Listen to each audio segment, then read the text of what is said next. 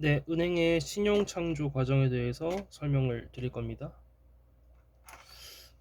이 문제는 제가 지금 어떤 분의 요청에 의해서 찍는 건데, 어, 이후에 다른 분들이 이 문제를 물어보셨을 때 문제 구조가 같다면 제가 그냥 이 영상을 보내드릴 겁니다. 이 문제는 상당히 정형화된 문제예요. 그러니까 모든 문제가 이런 식으로 출제가 되고요. 단지 바뀌는 건 숫자만 좀 바뀝니다. 숫자만. 자, 예를 들어서 지금 제가 풀려는 문제는 본원적 예금이 1,000원이고 본원적 예금이 1,000원이고 그리고 법정 지급 준비율이 화면 좀 흔들려도 이해 좀 해주세요. 제 핸드폰이 공중에 매달려 있습니다. 10%. 그리고 제가 코맹맹이 소리 좀 날 수 있는데 감기 걸려서 그런 거니까 그것도 좀 이해를 부탁드립니다. 본원적 예금 1,000원에 법정 지급 준비율 10% 가지고 문제 풀어라 이렇게 되어 있거든요.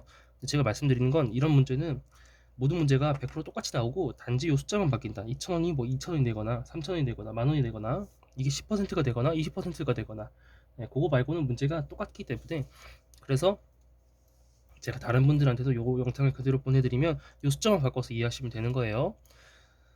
그래서 문제를 읽어보겠습니다. 자, 요구불 예금만 존재하며 요구불 예금이라는 게 뭐냐면 우리 수시 입출금식 통장이라고 다들 쓰시죠? 수시 입출금식 통장. 이게 요구불 예금이에요. 우리 은행에다가 정기예금 같은 거 넣어 놓으면 예를 들어서 만기가 1년이다. 그러면 정기예금 1년 동안 못 빼죠, 은행한테서. 그런데 수시 입출금식 통장 같은 거 그냥 막 빼서 쓰는 그 어른들 표현으로는 막 통장이란 말입니다. 그러니까 언제든지 돈 넣었다 뺐다 하는 거. 그게 요구불 예금이에요. 자, 요 단어를 풀어보면 수시로 입출금, 돈을 입금 출금을 할 수 있는 그런 통장이다. 그래서 수시 입출금식 통장이란 말이에요. 요구불 예금이라는 건 뭐냐면 요구불이 뭐냐면 고객이 요구하면 언제든지 돈을 뺄 수 있는 은행으로부터 언제든지 돈을 뺄 수 있는 그런 통장이다. 그런 예금이다라고 해서 요구불 예금입니다. 그래서 요 두 단어는 같은 말입니다. 문제를 다시 읽어보면 요구불 예금만 존재하며 은행 밖으로의 현금 누출은 없다고 가정하자. 은행 밖으로의 현금 누출은 없다고 가정한다는 말이 뭔지 이따 설명드리겠습니다. 자, 본원적 예금이 1,000원이고 법정 지급 준비율이 10%이면 은행 조직 전체의 대출 가능 총액은 얼마냐? 자, 라는 문제입니다. 자, 이제 설명을 좀 해볼게요. 자, 본원적 예금이라는 건 뭐냐면 본원적 예금 또는 본원 통화 뭐 이런 말도 씁니다. 자, 중앙은행에서 나오는 돈이에요. 중앙은행 창구에서 나오는 돈. 중앙은행 창구에서 중앙은행 창구에서 나온 돈이다. 자, 중앙은행이 뭔지 또 중앙은행이랑 한국은행이랑 다른 거냐고 많이들 또 물어보세요. 중앙은행은 이제 보통 명사라고 생각하시면 되고 한국의 중앙은행을 한국은행이라고 부르는 거고요. 미국의 중앙은행은 페드라고 부르는 거고요. 일본의 중앙은행은 일본은행이라고 부르는 거고요. 영국은 영란은행, 중국은 인민은행, 그리고 유럽은 유럽연합으로 묶여 있잖아요. 그래서 유럽은 ECB 뭐 이런 식으로 있는 겁니다. 그래서 중앙은행 창구에서 나온 돈인데, 자, 우리나라의 중앙은행이 한국은행이죠. 자, 한국은행이 우리나라의 시중은행은 우리가 아는 신한은행, 우리은행, 하나은행 이런 것들이에요. 시중은행에다가 1,000원을 예금을 했다는 겁니다. 1,000원을. 자, 그러면 우리나라 시중은행은 신한은행, 하나은행, 우리은행 이런 것들의 그냥 집합적인 개념이라고 생각하세요. 그럼 시중은행은 1,000원을 받았으면 1,000원을 대출하겠죠. 대출해줘가지고 이자를 먹으려고 할 겁니다. 자, 그래서 A라는 사람한테 대출을 해준다고 해요. A라는 사람한테 대출을 해주는데 대출을 그럼 1,000원 100% 해줄 수 있냐? 아니에요.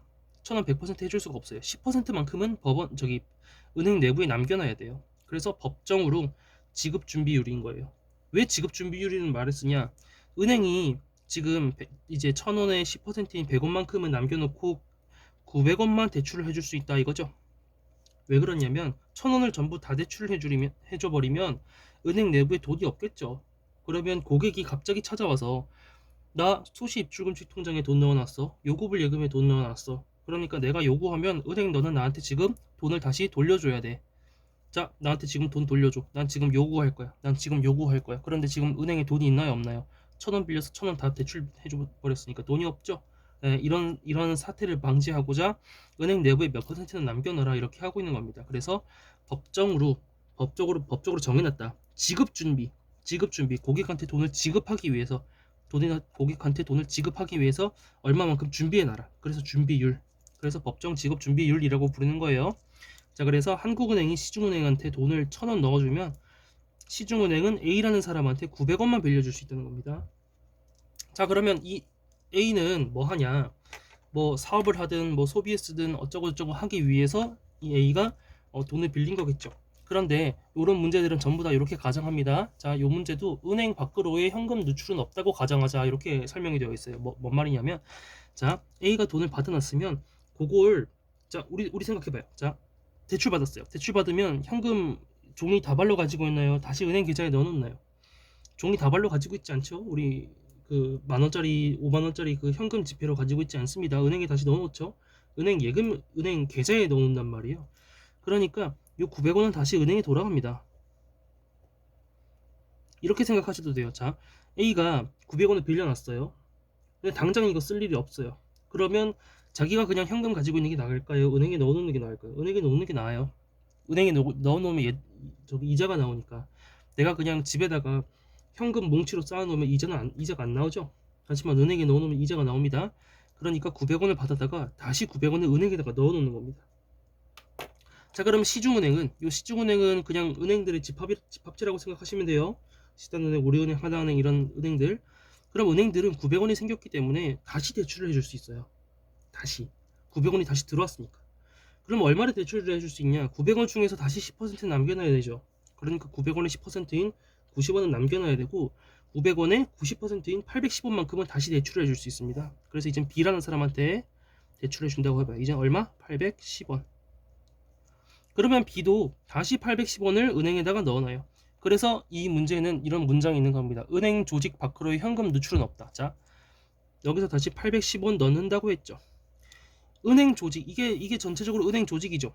은행 조직 밖으로의 현금 누출이 없다는 얘기는 900원 나갔다가 900원 들어오니까 은행에서 빠져나간 돈이 없다는 얘기예요. 여기서도 810원 나갔다가 810원 들어오죠. 그러니까 밖으로 빠져나간 돈이 없다는 얘기예요. 왜 이런 가정을 하는지는 이따 설명을 드리겠습니다. 자, 다시 그래서 은행 입장에서는 810원 더 빌려줬더니 은행한테 다시 810원이 들어와서 이젠 다시 또 돈을 대출해 줄 수 있어요. 그러면 최대치 얼마 대출해 줄 수 있냐? 810원에 10%는 남겨놔야 되죠. 그리고 810원에 90% 729원이거든요. 729원만큼은 다시 대출해 줄 수 있습니다. 그래서 이제는 C라는 사람한테 729원을 대출을 해주고, 그럼 다시 C는 729원을 다시 은행에다가 넣어놓고, 이런 과정이 무한히 일어나요. 무한히. 자, 그러면 이 일련의 과정들을 통해서 늘어난 돈을 생각을 해보면, 자, 은행은 처음에 한국은행이 1,000원만 넣어줬죠. 한국은행이 1,000원만 넣어줬는데 돈이 자꾸 이렇게 은행 밖으로 나갔다가 들어왔다가 하는 그 과정을 통해서 불어나더라는 겁니다. 그럼 얼마나 불어나냐? 자, 1,000원 여기서 이제 한국은행이 넣어줬더니 A한테 900원, B한테 810원, C한테 729원 이런 식으로 계속 불어나더라는 거예요. 그래서 그걸 다 더해보면 1,000원 플러스 900원 플러스 810원 플러스, 이거 색깔 잘 보이나? 핑크색인데 지금 잘 보이길 바라겠습니다. 729원 플러스 점점점 해서 이게 무한히 간다고요. 무한히. 자, 그러면 요거 생각해보면 이거 어떤 거냐? 우리 고등학교에서 등비 수열 이런 거 배웠을 거예요. 등비 수열. 같은 B가 곱해진다. 자, 보시면 1000에서 900은 이거 0.9가 곱해진 거죠. 0.9가 곱해진 거예요. 맞죠? 그리고 900에서 810은 또 0.9가 곱해진 거예요. 810에서 729도 다시 0.9가 곱해진 거예요. 이렇게 같은 숫자가 곱해지는 것들을 등비수열이라고 해요. 등비수열. 그 등비, 이렇게 같은 숫자들이 그렇게 곱해진 것들이 쭉 나야 된다. 등비수열이라고 하고, 그리고 우리 등비급수라는 것도 고등학교 때 배웠습니다. 등비급수. 그러면 이 등비 수열들, 이 숫자가 나열된 것들을 다 더하면 그걸 등비급수라고 해요. 급이 더할 급자예요. 더할 급. 수들을 더한다. 그래서 등비급수예요. 자, 그런데 우리는 이게 무한히 간다고 했죠. 무한히. 이런 과정이 무한히 반복되니까 그걸 무한 등비 급수라고 해요. 무한 등비 급수. 자, 그러면 요 무한 등비 급수는 우리 고등학교 때 공식을 배웠습니다. 요거를 이게 얼마냐라는 걸 간단하게 구할 수 있는 우리 공식을 배웠어요. 그게 뭐였냐면요. 1 빼기 공비분의 초항이에요. 와, 우리 다시 고등학교 때로 돌아간 것 같습니다. 1 빼기 공비분의 초항이에요. 공비가 뭐냐면 여기서 계속 0.9, 0.9, 0.9 곱해주죠. 이게 공비예요. 공비. 그리고 초항은 첫 번째 항이라는 뜻이에요. 첫 번째 항. 자, 그러면 넣어보겠습니다. 1 마이너스 그러면 공비가 뭐예요? 0.9죠. 그리고 초항이 1000원이에요. 그럼 이거 다시 쓰면 1에서 0.9 빼봐요. 그럼 0.1이죠. 0.1분의 1000이에요. 그래서 이게 답이 만원으로 튀어나옵니다. 만원. 자, 그런데 자, 1 마이너스 공비 했더니 그건 다시 쓰면 1 마이너스 0.99, 1 마이너스 0.9는 0.1이니까 1000원을 0.1로 나눠서 만원이다 라고 했는데 요 0.1 어디서 봤던 숫자예요? 우리가 0.1 어디서 봤던 숫자죠? 얘예요. 법정 지급 준비일 얘예요. 법정 지급 준비일. 그래서 우리 경제학에서는 요거를 이렇게 씁니다. 그래서 경제학에서는 여기 본원적 예금 있죠. 본원적 예금을 법정 지급 준비율로 나눠요. 법정 지준율이라고 줄여서 쓰겠습니다. 법정 지준율로 나눠서 간단하게 구합니다. 1000원 0.1 1000원을 0.1로 나눠서 1000원을 0.1로 나눈다는 얘기는 10배 곱한다는 얘기예요. 1000을 0.1로 나누는 게 뭔지 이해가 안 되시면 어떻게 설명해야 되지? 자, 혹시 수학 약하신 분 있을까봐. 자, 0.1, 1000 이렇게 있죠. 그런데 우리 분모와 분자에다가 같은 수 곱해도 똑같은 거 아시죠? 그럼 분모와 분자에다가 10을 곱하겠습니다. 그러면 0.1에다가 10을 곱하면 뭐가 돼요? 1이죠. 그리고 1000에다가 10을 곱하면 뭐가 돼요? 만이죠. 1분의 만은 만이죠. 네, 그래서 만원인 겁니다. 자, 그래서 이 문제의 총예금 창조액이라고 불러요. 총예금 창조액은 만원인 거예요. 자, 한국은행이 1000을 넣어줬더니 돈이 나갔다 들어왔다 하면서 계속 불어나더라는 거죠. 그렇게 해서 토탈 만원이 됐고, 그래서 문제에서 물어보는 건 총예금 창조액을 물어볼 수도 있고요. 아니면 순예금 창조액을 물어볼 수도 있어요. 순예금 창조액이라는 건 한국은행이 최초에 넣어준 거 이거 1000원 빼고, 한국은행이 최초에 1000원 넣어준 거 빼고 요 과정을 통해서, 자, 요 만원이라는 건 이거 다 더한 거죠. 근데 거기서 이거 빼고 한국은행이 시중은행에 넣어준 거 빼고 요거 빼고 요 과정을 통해서 일어난 것만 하면 얼마냐? 그럼 그건 9,000원인 거예요. 이걸 전부 다 하면 만원인데 거기서 1000원 빼라는 거죠. 만원인데 1000원 빼면 9,000원이죠. 그래서 요것만 따지면 9,000원인 겁니다. 그걸 순예금 창조액이라고 해요. 자, 그래서 제가 아까 뭐 최대치 이런 말 설명드렸어요. 자, 이거 뭔 말이냐면 한국은행이 1000원을 넣었을 때 최대로 일어날 수 있는 총예금 창조액 또는 순예금 창조액을 구하기 위해서는 문제에 이런 말이 쓰여 있다고 했습니다. 은행 조직 밖으로의 현금 누출은 없다. 은행 조직 밖으로의 현금 누출은 없다. 이게 무슨 말이냐면, 자, A라는 사람이 900원 받았으면 그 900원을 다시 다 넣는다는 얘기예요. 900원보다 적게 넣어봐요. 예를 들어서 900원 받아놓고 지가 500원은 소비에 쓰고 400원만 넣어놓으면 그 다음에 은행은 400원의 90%인 400원 중에서 10%는 남겨놔야 되니까 400원의 90%인 4936, 360원만 빌려줄 수 있죠. 그러면 이렇게 돈이 뻥튀기 되는 과정이 확 줄어들어요. 이 뻥튀기 되는 레벨이 줄어들어요. 예를 들어서 또 여기서 얘가 360원을 받아갔어요. 360원 받아갔으면 360원 다 넣어줘야 시중은행이 그 다음에 C라는 사람한테 대출을 할 때 360원에 90%를 대출할 수 있겠죠. 근데 얘가 예를 들어서 360원을 받아갔는데 그 중에서 160원만큼은 지가 어디 딴 데 쓰고 200원만 넣는다고 해봐요. 그럼 200원의 90%만 대출해 줄 수 있는 겁니다. 그러니까 이런 신용창조 과정이, 이걸 신용창조라고 해요. 신용창조 과정이 약해져요. 그래서 이런 문제들은 총예금 창조액 또는 순예금 창조액 의 최대치를 묻고 싶어요. 최대치. 우리 총예금 창조액은 만원이라고 했고 순예금 창조액은 9,000원이라고 했어요. 이건 최대치예요, 최대치. 이런 돈 뻥튀기 과정을 통해서 나올 수 있는 최대치를 묻고 싶은 거예요.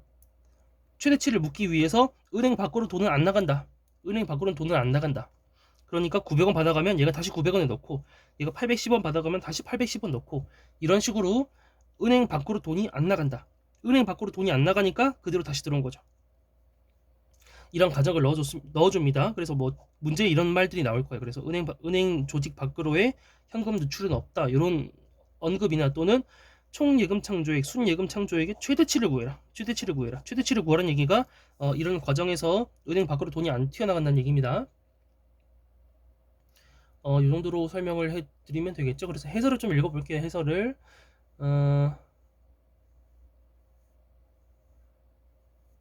뭐 딱히 더 언급할 건 없네요. 그래서 네.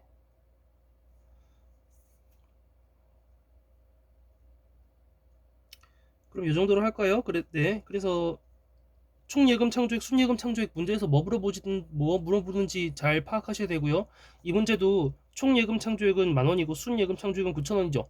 이 선택지에 9,000원, 만원 둘 다 있어요. 그러니까 총예금 창조액 물어봤는데 9,000원이 답에 있네. 9,000원 찍으면 틀리는 거고, 순예금 창조액 물어봤는데 만원이 답에 있네. 만원 찍으면 틀리는 겁니다. 네, 문제 잘 읽으셔야 돼요.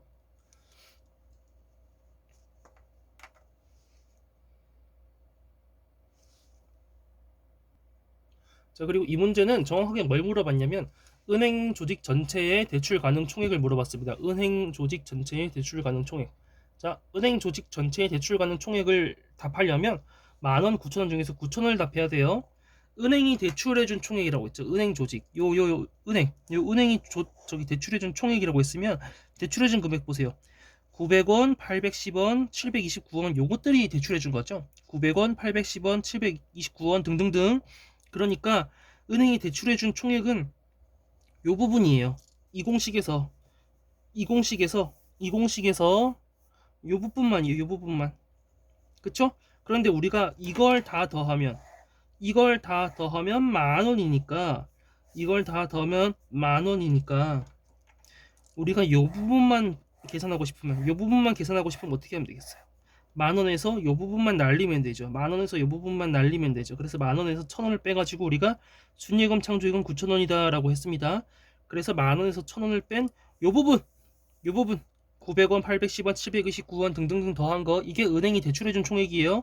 은행이 A한테 대출해준 거, B한테, C한테, 그 다음에 D, E, F, G, G, G 이렇게 해서 영원히 이렇게 이게 무한히 대출된단 말이에요. 그래서 은행이 대출해준 총액은 900, 810, 729 요것들이 합인 9,000원이다 라는 겁니다.